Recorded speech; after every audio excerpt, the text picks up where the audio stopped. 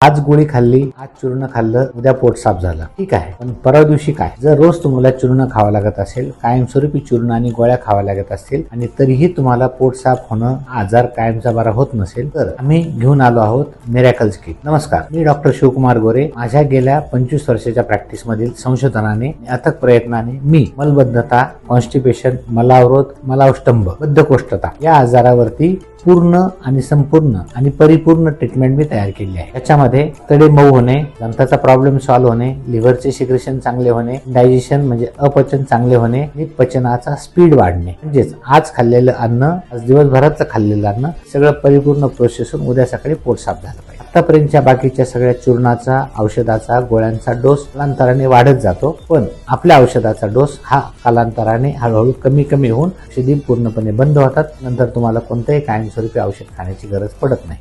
त्यामुळे miracles kit हवा असेल त्यासाठी खाली दिलेल्या नंबरवरती संपर्क करा. धन्यवाद.